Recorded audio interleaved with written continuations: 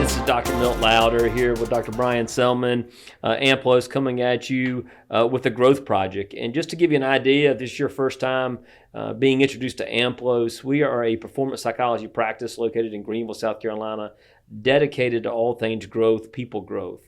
We exist to optimize who people are, what they do. Kind of in short, we try to help people not only pursue better, but be better in their life. And why we created the Growth Project was really just another avenue to provide some inspiration, education, application to others who are trying to grow, to trying to be their best and trying to help other people be their best. We appreciate you tuning in and look forward to kind of discussing today's episode with you to help you and help your organization. Yeah, I'm excited about today's episode. I think this is somewhat similar to one we've done in the past, more closely associated with experiential learning, but we're trying to take an example of something you and I worked closely together on recently, where we've taken some of the principles, the fundamentals, the blocking and tackling of learning science and help our clients be able to take that and integrate it into their culture in a practical way, right? Like that's so much of what we talk about, not only the education piece, but being able to have the understanding to make sure that they get to the application piece. And so that's really the premise of today's episode, is being able to demonstrate a recent example of how we've done that with one of our clients. So if we were looking for a working title for today's discussion, I think it would simply be doing learning well within your corporate culture. How do we do that? How do we understand it? And then how do we integrate that into our just regular experience to be able to make sure that we are growing together and using all of the wisdom available to us that's supported by research. And really, that's a lot of what we do here at Amplos, is be able to bring the expertise to the table, teach it in a way that our clients, our audience, whoever's interested really, can understand it, and then give them enough space and method, strategies, you name it, to be able to go apply it. Yeah, so basically, if you think about our very simple growth process, is awareness, action, and accountability. And so each time you hear us speak, each time you listen to the podcast, we want you to think in those three terms: awareness, action, accountability. What does this really mean? What does it mean to you? More importantly, how are you going to put it into practice? How are you going to hold yourselves accountable to these principles? It was one of your Alabama people, Bear Bryant or Gene Stallings, always gets confused. He said, no coach has ever won a game with what he knows, is what his players know that matters. And so a lot of the companies we work with, hire us as partners, hire other companies. There's a lot of money spent on training and development. Yep. And what you've really kind of brought back to the forefront for us is, okay, how are we teaching in a way that people learn? How do we make it less about us and more about them? And how can they integrate it into their own beliefs, their own culture, their own language? And how do we make sure they document and incorporate these principles? And so that's kind of what today is about. How do you look at your learning environment? How do you look at the culture of your organization? And how conducive is that culture to learning? And so let's think about kind of this growth process that we talk about, and those three phases really around a growth mindset that a lot of us get into the daily routine and habits of complacency. We like to exist in a space of comfort where we aren't challenging ourselves, we aren't growing, we're just kind of going through the routine. When we go through the routine, the mundane, our brain tends to kind of go on autopilot. Yeah, and we talked about that a little bit in our goal setting podcast with Corey and I, that if you are not in the goal setting term would be stretch. If you're not stretching yourself or deliberately trying to put yourself in that space of stretch, I guess I'm coining a new term now, but if you're not being intentional about that, you're literally not activating the chemical responses in your brain that support motivation and drive and all these things. Yeah, and so this is kind of meeting you where you are, meeting the people in your organization where they are to get them where they want to go. And conversely, there's things that we don't want to, if we don't layer the right foundation, we're going to start throwing topics at people that they aren't ready for yet. Yep. That we're going to increase too much anxiety, that inhibits learning and adds too much pressure. So we're trying to find that right space of challenging, inspiring information that is relevant and encouraging. So that's kind of the framework, and really kind of what we're basing this on is kind of Carol Dweck and DC and Ryan, that theory of motivation called achievement goal theory, what the common language is, kind of a growth mindset. Yeah. In her research, I remember one of Carol Dweck's quote is, the good news is a change in learning environment can lead to a change in mindset. And so the culture and environment you create either fosters learning or inhibits learning. And so one of the questions we ask our coaches a lot, are your players winning because of you or in spite of you? For today's podcast, for your thought is, are they learning because of me? Am I doing it the right way? Am I challenging them the right way? Am I creating the right environment? Or in spite of me, despite the challenges that exist with who I am and how I teach, they're still able to soak up the information. And so we want you to set the right environment and the right culture in that process. Just think about what you laid out in our model of awareness, action, and accountability. One of the prerequisites for action should be clarity on the awareness piece. Yes. A lot of times, too often, I would say with our clients, there is an awareness component that might be well-intended, well thought through, et cetera, but it ends up being more information download or just a one-off type scenario. These are policies, this is our values, these are whatever they may be. But if there's not clarity, and we're going to speak to how to get to some of that with the learning fundamentals, it's very difficult to drive action. And so in a lot of cultures, we see these ideas of assumed awareness and accountability on the action, right? Like we're doing it out of order. Yes. And that's not necessarily, designed that way. We're not trying to catch anybody necessarily. There's no gotcha associated with this. We can just do this better as part of trying to be on the pursuit of mastery as a collective organization, as a culture, as a team trying to be high performance, et cetera. Yeah. And so we've put a lot of information out there. Others have put a lot of information around there. What are those characteristics of a learning environment, of a mastery learning environment that we want you to know, and how do you create that? But some of the principles to get your mind right on what kind of environment we want to create, one is you kind of praise and reinforce effort instead of outcome. Like you reward the effort. You teach and implement new learning strategies. It's part of teaching our people how to think. One challenges of this younger generation that old people like me are very frustrated with this younger generation is a lack of critical thinking skills. Yep. And so we're trying to create that right environment. You recognize autonomy, progress, and mastery.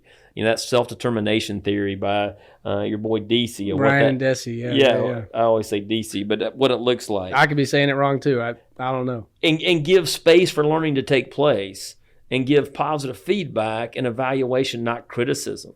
Mentioned earlier, we aren't trying to catch you doing something wrong. One of the best ways to facilitate a growth mindset is catch people doing something right. Yep. And when they make mistakes, you will really let us say, well, that's when learning takes place. That's right.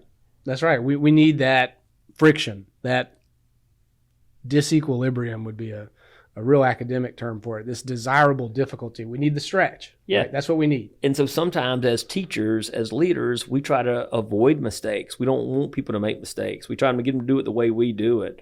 But if that mistake is where learning can take place. And then last but not least, as you hear some of these strategies that we talked about today, how do you design them? And I think that's where we get excited in a creative and innovative way. Because once the mind, I used to have an old professor say, once the bottom goes numb, the mind goes with it. Yeah, we've all been in that class. And so that's the foundation of today. And so this is a recent example, a case study, if you will, of a company I worked with the last 2 or 3 years who has really adopted and integrated a growth mindset. In fact, it's one of their core values. Yep. And they're onboarding new people all the time. And they asked me last month, how do we get better at teaching? Like, how do we know they're learning?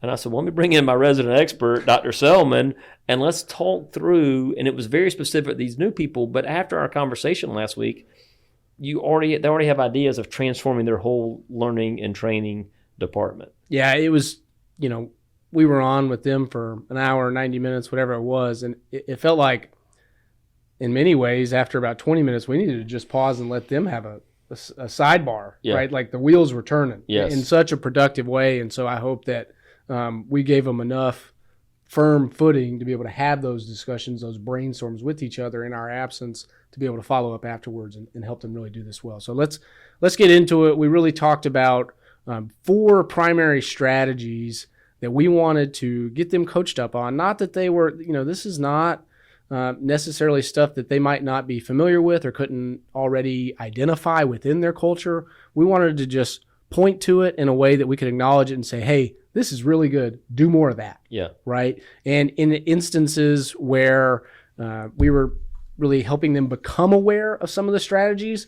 What we are looking for is opportunities to do that, or otherwise opportunities for learning or discrepancy. That would be another way of characterizing what we talked about earlier, mistakes or disequilibrium or difficulty, right?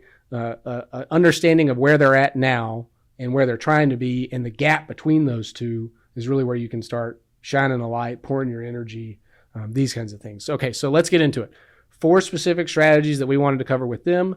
These are concrete examples, retrieval practice, elaborative interrogation, and space practice. And so I'll give us a little bit, our rhythm will be, I'll give us a little understanding of what these ideas are conceptually, and then I'll just kind of go back and forth with Dr. Lowder here as to how we were helping not only our client come to understanding that and apply that for themselves, but also just kind of maybe any personal examples or experiences he's had as we started talking about this as a business owner and a leader in his own right. And so concrete examples is the idea of bringing better understanding to abstract ideas and concepts. This is examples that exist in our regular experience that help us represent the conceptual ideas that are guiding us. And so we do this a lot when we talk about the idea of values, right? Values is a very common topic for us with organizations. And we like to give them a framework that helps them say, all right, what is it?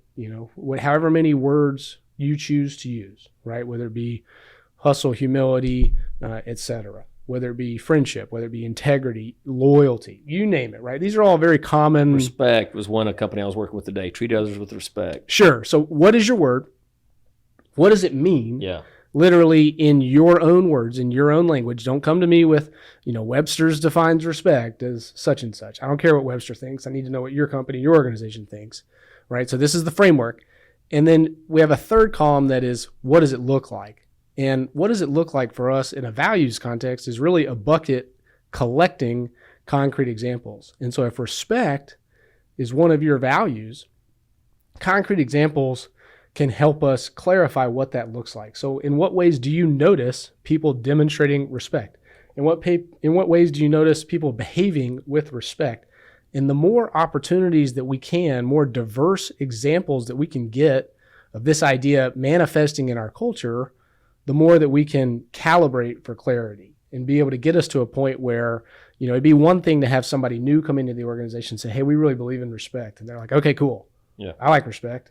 It's pretty self-evident, but what does it respect mean within the context of our building and our culture? Yeah, and what was great about this is taking the core values of this company of not only we worked last year of identifying the vision and values of the company.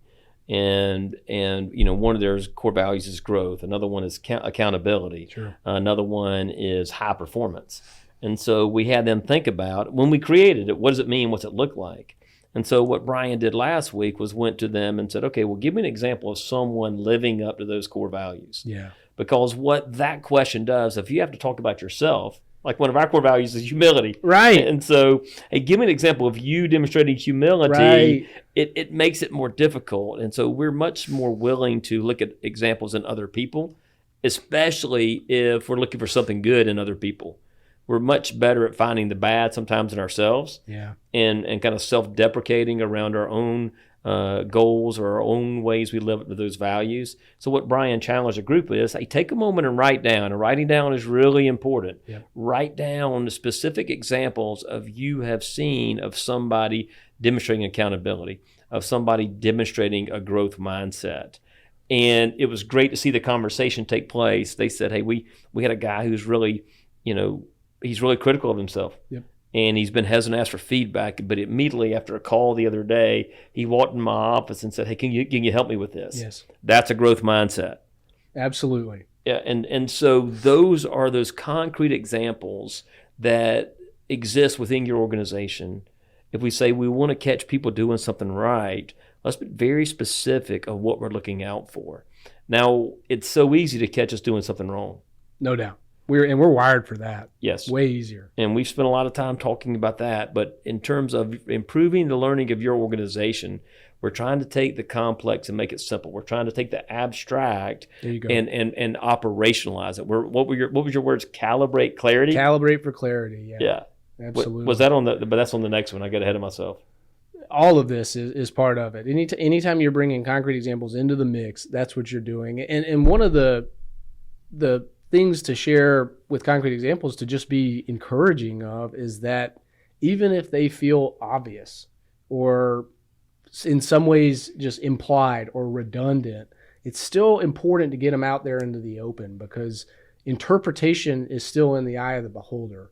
And if we're trying to have awareness that drives action, Yes. that drives accountability, then we need to have as much clarity. Like there's no like threshold of okay clarity. Like we're not going to get to satisfactory clarity, and we're also probably never going to get to absolute clarity either, right? And so the pursuit of that is being able to make sure that we're constantly paying attention to these examples that show up in our environment of things that, reasonably, when you hand somebody new to your organization your set of values and you're like, well, we're about ownership, we're about growth mindset. They're like, cool, I get it.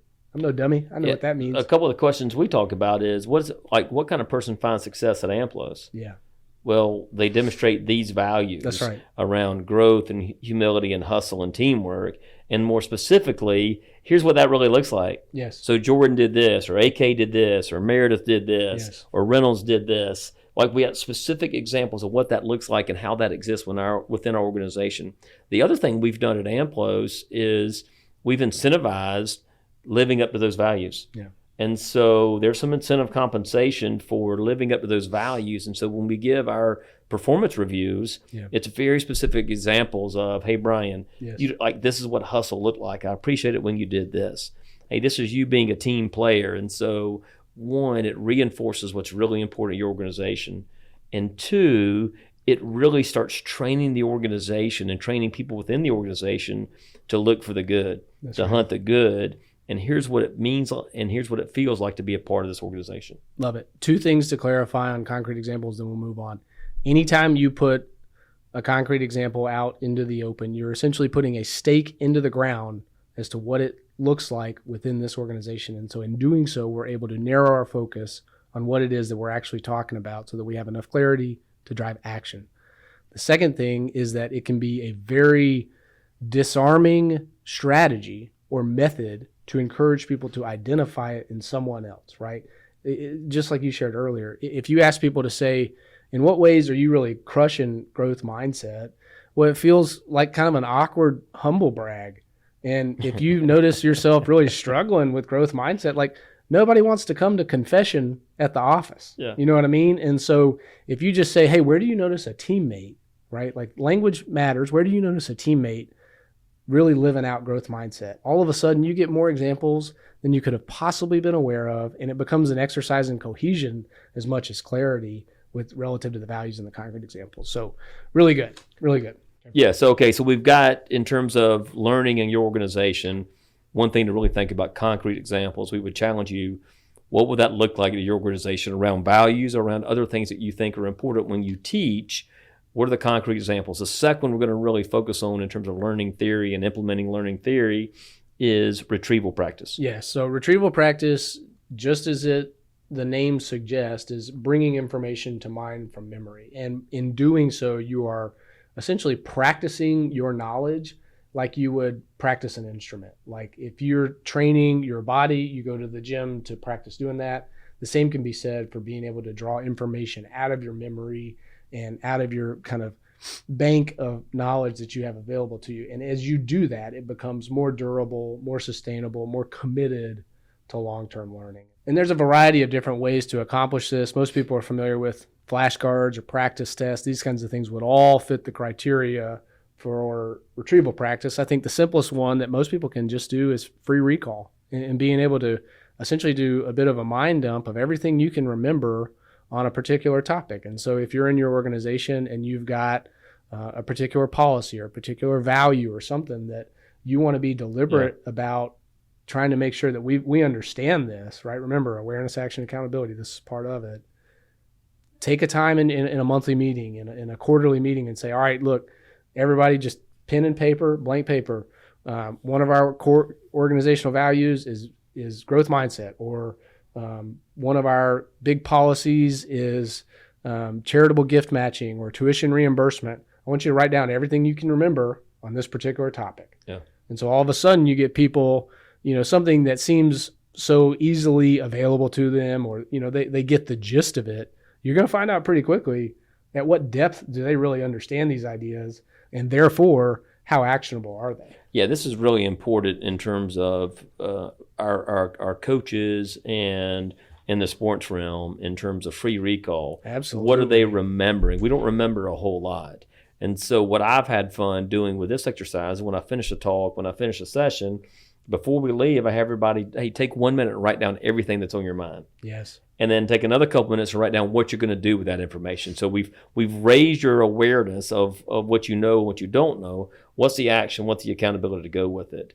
But it's a great way for them to summarize their thoughts and really give us a chance that we're going to have a lasting impact because they're starting to integrate it. This is a great opportunity to see what they know and see what they don't know and see what gaps you may have in your teaching. One flaw I have, there are many, but just yeah. Which direction are we going here? One of many is. Am I going to have to share one? One of my flaws is I want to give you everything I know, everything I've accumulated in my life, everything. Like I just want to if you hire me, I want to give you everything I know. Yeah. And what I realize, it's a little too much. It can be. Yeah, it can be. It's all well intended. Yeah, it's because I just want you to know I get excited about people learning and growing. Yes. And so we've gotten better at narrowing the focus, being very simple, making sure steps build on it. But I've gotten better at also saying, well, what are you going to take away with it? That's right. And I think that's really helped improve the learning and impact we're able to have because now people are having, it's not what I'm telling them to remember, it's putting it in their own words. That's right. And then you get to come, the best part about retrieval practice is that you get to continue to build on any progress you're making and understanding. And so the next time you're with that group or that client or whatever else, you say, what did we talk about last time? And a lot of this feels like, it's intended to edify us as, how good did we present last time?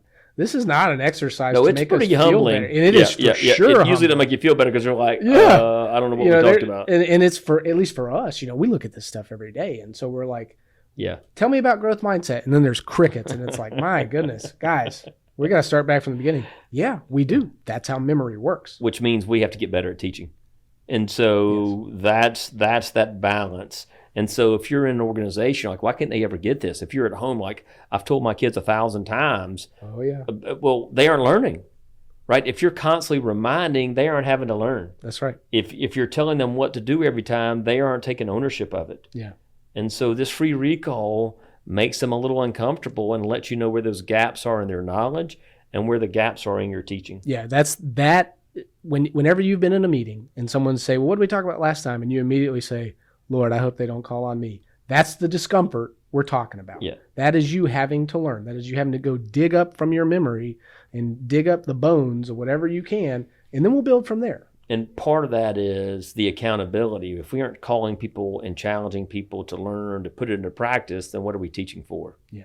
So any final comments there on retrieval? No, I just think that it's important that we understand that in order to do some remembering, we have to have had some space to do some forgetting first. And this is the strategy to take advantage of that. So next strategy, and somewhat of a kissing cousin of retrieval practice, is elaborative interrogation. And this is just retrieval 2.0 as far as I'm concerned. And this is just simply taking whatever it was that you were able to do, such as a free recall session, and be able to either ask yourself or ask a teammate. This is a great example of something to do in pairs or in a session, like a monthly, quarterly type meeting. Be able to ask how and why questions to explain exactly what it is that we're talking about. Why are these things important? And what is it that you missed here? And what is it, so on and so forth. And so what you're trying to do is be able to really, again, just like the name suggests, interrogate your memory to be able to make connections between interrelated ideas. We're trying to push ourselves to get to depth and to be able to fill in the blanks. And some of us are really good at interrogation, but we usually interrogate with the wrong motives. That's right. Right. Sometimes we interrogate to call, like guilt and shame are terrible motivators. It's why we started with what kind of environment is conducive to learning. It's a growth mindset. It's mistake as an opportunity. It's, you don't know what you're talking about, or to make you feel superior. You have to have it with the right lens and right language and right challenges. So that elaborative interrogation is help me understand. Tell me more. I'm confused. Why is this important? How'd you get that inclusion? Well, like, not why did you think that? Right. like that increases anxiety and promotes defensiveness and shuts down the learning centers of the brain. If we create the right environment and we have the right relationship, then we open up the learning centers of the brain and we're more open to suggestions and ideas and expanding our ability to take the knowledge and make it meaningful to me. Yeah, this is why or how is a code red important as opposed to, did you order the code red? Yeah. Yes. Trying to bring some life to it. So very useful, challenges ourselves for greater depth, for greater understanding, and to do it in a gracious way, as Milt pointed out, to be able to say, like, if we can do this honestly and authentically, we give ourselves to get to more depth next time. Yeah. Absolutely. So last thing that we wanted to hit was this idea of space practice. Now, space practice, had this knowledge been imparted upon young Dr. Lowder or young Dr. Selman, would have been discarded out of the hand. We were both of the cramming strategy school. Neither of it are we suggesting or advising as part of this podcast. No, the nickname I had was Mr. Short-Term Memory. There you go. That's why organic chemistry and I did not get along. You could not memorize organic chemistry, at least I couldn't, and have it make any sense. And so this concept of space practice is, instead of that, because short-term memory is exactly what it was. It wasn't, I did not transfer that information to working memory, to long-term memory. It was there for a brief moment. I could pull it out for the test, but in terms of taking it to long-term working memory, that didn't happen. And so space practice help us understand. I mean, it's exactly what you just said. We're trying to be deliberate about our design of how we do some of these other things, how we do review, how we revisit content in a way that takes it well beyond just memorization and commits to what's considered durable learning, right? And so space practice, if you and I know that we have an exam or a test or something in a month, I guess it's easiest to teach it in the context of, like, if you were in school. If we have an exam at the end of the month and you and I wait for the 24, 48 hours before to really start studying, we're just like, hey, we're going to spend 10 hours looking through this. That is probably the least efficient and least effective way to do it relative to learning, as opposed to spending 5 or 6 hours every 2 or 3 days over the course of the month and being able to build up our knowledge base like a snowball would accumulate, like muscle fibers grow, these kinds of things, to be able to understand things more with greater depth, with greater understanding. And so being able to take some space by design, as opposed to at the last minute kind of Hail Mary when you need it, or just discarding review altogether. Space practice is bringing intent to the calendar of how you want to make learning good. So one of the things, like we work a lot of pharma companies, a lot of med tech companies. They're rolling out new products. Yep. They're rolling out compliance, and their training tends to be a weekend, or a few days. And they bring people to a campus and they walk them through the whole product and the product launch, and here's how we're going to go to market, and here's the selling points, and here's the research, and it's crammed, and you have to, like, within a week you have to know that. Yeah. Right. That ends space practice. No. Now, so how do we start changing some of that model within the context and sense of urgency? We just got FDA approval. We got to get to market. How do we kind of accelerate that learning curve? And so as you're building out the calendar and model of training, giving time and making margin for forgetting. That's right. Right? You just said in elaborative interrogation, yes. Some of that forgetting has to take place in order for us to really grasp and understand the information. If we wanted to be real honest with leaders and ask them and challenge them in a good way to say, how important is your training to you? I think I could point out to them by the way they design their calendar around it. Every single training camp I've ever been a part of, whether as an athlete myself or in professional baseball, has a few common sessions that we're doing every year. We're doing a session on drugs and alcohol abuse, and we're going to do a session on domestic violence. And guess what? We're not going to do it again until the next year's training camp. Yeah. And so if those two things are critically important that we have understanding and awareness of, that are driving action and therefore worthy of accountability and honestly prepared to face accountability, it's something that we need to do more than kind of that feel-good theater of annual review. Well, I think that's what you just put in there. A lot of the things we do to check the box. That's right. CYA and not really. That's right. Like training is not looking at this holistic view of how are we learning, how are we being better, how are we pursuing better, how are we gaining knowledge, and how are we transferring that knowledge from the teacher to the student. And so as we're kind of wrapping up and looking at these 4 areas, remember, what kind of environment are you creating, and is it conducive to learning or not? Remember, a change in learning environment can can lead to a change in mindset. And that's what we're trying to create. So the four things we talked about today: concrete examples, retrieval practice, elaborative interrogation, and space practice. We would challenge you right now, before you're write down what's on your mind. Right, Yeah, take one. Write down maybe one thing from concrete examples, one thing from free recall, one thing from elaborative interrogation. There you go. One thing from space practice, so you can kind of integrate this into your life and into your culture, into your company, into your family, to make sure we're learning what's really important. That's right. I think the one send-off that I like to give with this stuff, especially if you're in a leadership position, if you're in a position of influence in your organization or your culture, is that this is, now that you've, a graduate of this podcast, and you've got some tools in your tool belt to go and apply these things, it's on you to take ownership of how we do it. And just because you go and tell people about this, or you go and do some of this a little bit, like, you still have to take on this relentless mentality of ownership, that we're really leveraging this growth mindset in pursuit of mastery. And one of the quotes that I always like to fall back on, and it's something that we went through time and time again with our coaches in professional baseball, draws on the wisdom of Coach Wooden. I know you guys are very familiar with Coach Wooden. If you're familiar with the Growth Project at all, Dr. Lowder himself is a huge Coach Wooden fan. And so I'm going to take this moment to steal a quote from Coach Wooden. But he has a book that's written by some of his former players. And one of the quotes that they share about him really speaks to this idea of relentless ownership, of trying to help people learn, and what it looks like to just be consistent in pursuing that. And he says that you haven't made $1 till it's earned. You haven't had a fire until it's burned. No learning has transpired unless the child has acquired. You haven't taught until they've learned. So he leaves no space for, we do this every year. Yeah. I told them that. Yeah. They should know by now. None of that. We got to take these methods, take these strategies, put them in our culture, and hang with it, and get them to a place where they can learn it and get back on that track for awareness, action, and accountability, and do it right. Yeah, so thank you for listening. We hope this has helped you pursue better and be better. Please like us on Spotify or Apple, or send us a review. It's really helpful to us. It gives us ideas around, are we providing the content that is relevant to you in your life? So until next time, continue to pursue better.